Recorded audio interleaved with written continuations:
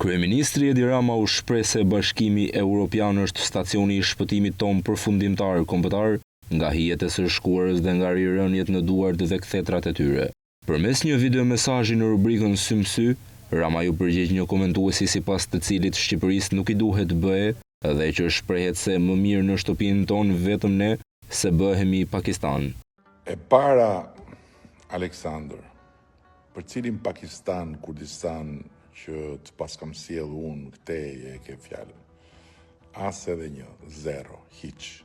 Por pavarësisht kësaj, unë besoj se një shqiptar kur s'duhet të flas me përçmim për askën tjetër. Se ne kemi provuar padrejtësinë e përçmimit në Kurris.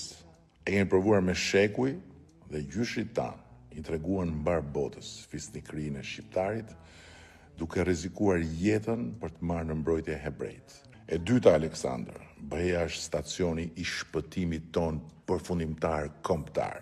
Rama theksoi se bekimi ynë i madh është që lindim, rrojmë dhe vdesim këtu në mes të Europës dhe që BE-n e kemi sot një mundësi reale të kapshme, të prekshme me dorë.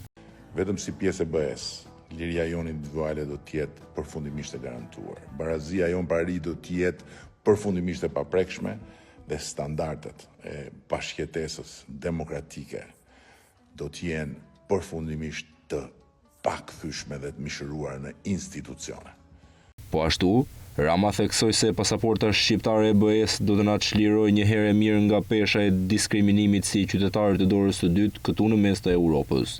Sipas tij, në 10 vite Shqipëria mori mbështetje nga BE diçka më shumë se 1 miliard euro. Në BE, të njëjtën mbështetje prej më shumë se 1 miliard euro do ta marrim çdo vit. Dhe imagjino për shembull se si do ta psoj fshati, bujqësia, si do pësojnë fermerët, 300 milion euro minimumi në vit do të na vinë nga BE-ja për ta. Kryeministri i ftoi komentuesin të votojë PS-n për BE-n dhe të hyjë në BE për të marrë pasaportën europiane të Shqipërisë si individ dhe si shtet.